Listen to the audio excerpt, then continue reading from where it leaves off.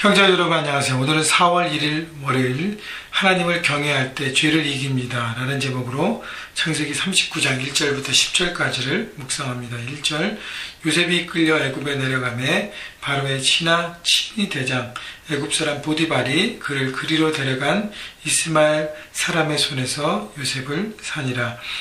자, 요셉이 인생의 바닥을 경험합니다. 여러분 10대인 요셉이 이런 10대 티네이저 때는 가장 예민한 시기잖아요. 그때 형들에게 버림받고 팔려서 낯선 땅, 애굽 땅에 종의 신분으로 팔려갑니다. 여러분 그 전까지는 집에서 정말 최고의 대우를 받고 정말 잘 살았는데 갑자기 종의 신분이 되어서 인생 맨 밑바닥에서 낯선 곳에서 여러분 말도 통하지 않을 거 아니에요. 그곳에서 어려운 상황 가운데 살아갑니다. 자, 그런데 중요한 것은 2절 여호와께서 요셉과 함께 하심으로 그가 형통한 자가 되어 그의 주인 애굽 사람의 집에 있으니, 자, 하나님께서 요셉과 함께 하셨기 때문에 요셉이 형통한 자가 되었다 그랬습니다. 그래서 그의 주인 애굽 사람의 집에 있었다고 얘기합니다. 여러분, 하나님 안에서 형통한 자가 된다고 해서 인생의 모든 환경이 바뀌고 모든 문제가 없고 정말 승승장구하는 삶이 형통한 삶이 아니라고 하는 것입니다. 여러분, 말씀에 의해서 우리가 묵상하는 것은, 깨닫는 것은 애굽의 사람 집에 종으로 있을지라도 내가 어떤 상황과 세상의 기준으로 볼 때 어떤 상황과 어떤 환경 가운데 있을지라도 하나님이 나와 함께 하실 때 그것이 바로 가장 형통한 삶이라는 것입니다. 여러분, 그렇기 때문에 세상의 기준으로 바라보고 이거는 잘 산다, 이거는 못 산다 판단하면 우리의 삶은 늘 있는 것과 없는 것 그 사이에서 그거에 묶여서 불행할 수밖에 없습니다. 그러나 하나님이 함께 하심의 기준으로 바라본다면 우리는 날마다 하나님 안에서 행복할 수 있는 것입니다. 형통할 수 있는 것이죠. 자, 3절 그의 주인이 여호와께서 그와 함께 하심을 보며 또 여호와께서 그의 범사에 형통하게 하심을 보았더라. 자, 하나님이 함께 하시는 인생은 자기 혼자뿐 아니라 자기가 살아가고 있는 삶의 현장에서 그것이 보여진다는 것이죠. 하나님과 함께함을, 하나님이 내 삶의 주인으로 인정하고 모시고 살아가는 삶이 얼마나 정말 형통한 삶인 것인지 내가 사는 삶의 현장에서 내가 보여줄 수 있다는 것입니다.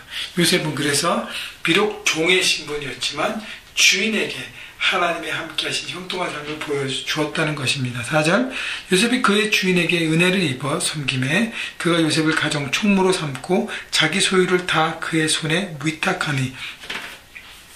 여러분, 그 보디발의 입장에서는 히브리 노예가 하나 왔는데 10대에 총기가 있어요. 그건 압니다. 근데 그가 정말 그가 믿는 하나님의 함께 하심을 통해서 그의 삶이 다른 노예들, 종들과 다르게 정말 안정감 있고 평안하고 성실하게 기쁨으로 일하면서 뭔가 사는 것을 보고 그의 삶에 그가 맡은 모든 일들이 정말 잘 되어지는 것을 보면서 뭔가가 있구나.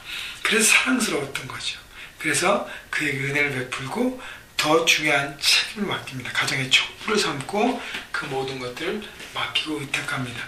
여러분, 보디발이요 그냥 쓱 맡기지 않았을 거예요. 그동안 계속 보면서 자기 일에 성실하고 책임을 갖고 언제나 긍정적으로 살아가면서 성실하고 맡은 바 책임을 다하는 모습을 보면서 맡겼을 것입니다. 5절 그가 요셉에게 자기의 집과 그의 모든 소유물을 주관하게 한 때부터 여호와께서 요셉을 위하여 그 애굽 사람의 집에 복을 내리심으로 여호와의 복이 그의 집과 밭에 있는 모든 소유에 미친지라.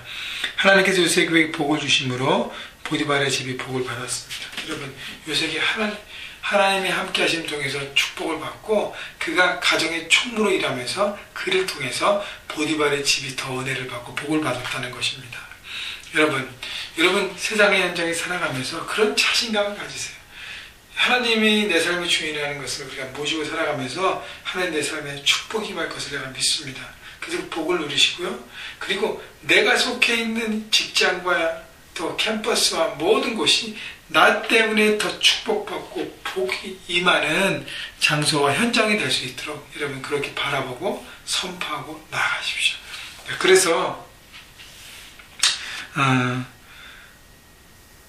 여러분 그렇게 될 때 여러분을 통해서 여러분이 속해 있는 모든 곳이 하나님의 축복의 현장이 될 것입니다. 그때 정말 하나님의 이름을 드러내고 나누고 전할 수 있는, 그렇게 될 수 있는 것이죠. 6절, 주인이 그의 소유를 다 요셉의 손에 위탁하고 자기가 먹는 음식 외에는 간섭하지 아니하였더라.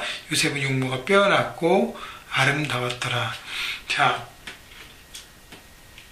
보디발의 신뢰와 인정을 받는 삶이 되는 것입니다. 여러분, 인생의 밑바닥 가장 하찮은 종에서 가장 총무를 받는 종으로 점점 바닥에서 이제 치고 올라가는 것이죠. 하나님의 함께 하심을 통해서, 자, 모든 것이 하나님의 섭리 가운데 있어서 하나님이 요셉을 쓰시기 위해서 야곱의 집에서, 아버지 집에서 편안하게 삶을 살았던 요셉은 쓸 수 없었습니다. 그래서 요셉을 훈련의 양상을 통해서 이렇게 만지시고 다듬어 가신 것을 우리가 보고 있는 것입니다.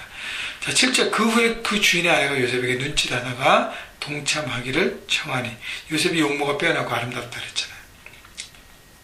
보디발의 아내가 아무래도 가정의 총무를 맡다 보니까 많이 이렇게 부딪히고 많이 보았을 것입니다.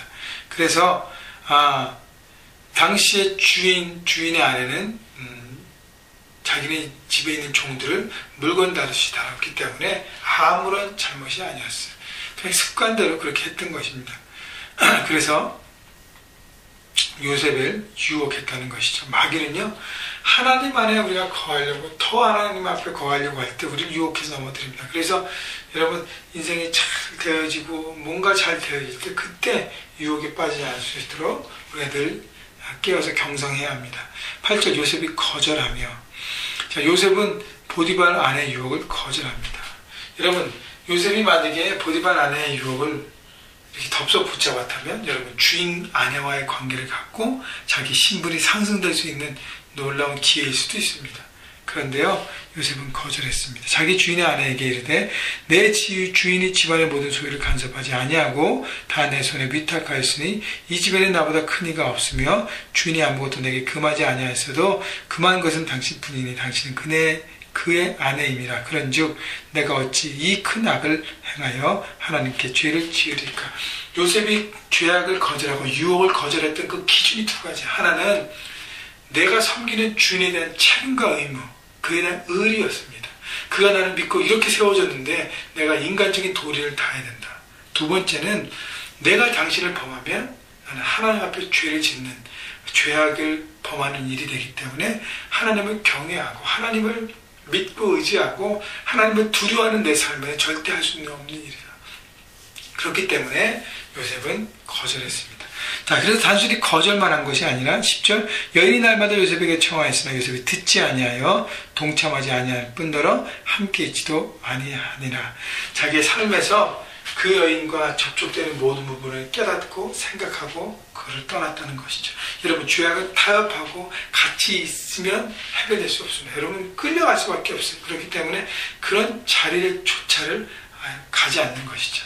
여러분 삶 가운데 자꾸 잘못된 습관과 연약한 부분이 있어요. 그래서 자꾸 그 현장에 가면 자꾸 그렇게 될 수 있습니다. 또 그 사람을 만나면 자꾸 그렇게 변할 수 있습니다. 그렇기 때문에 그런 모든 것들을 근절하고 존귀하게 정결하게 서 있는 결단이 필요한 것입니다. 여러분, 죄악을 멀리하기 위해서는 매일매일 정말 생각하고 움직이지 않으면 하나님의 뜻을 붙잡지 못하고 죄의 유혹에 빠질 수밖에 없는 것입니다. 여러분, 삶의 현장에 오늘도 달려갈 때 죄의 모든 유혹들을 뿌리치시고 그 기준이 하나님에 대한 그 마음, 경외함, 두려움, 죄에 대한 대가가 얼마나 큰지를 여러분 바라보고 오늘도 거룩함으로 선택하시기 바라고, 아까도 말씀드렸지만 여러분 때문에 여러분의 삶의 현장이 복받기를 예수 그리스도의 이름으로 축원합니다.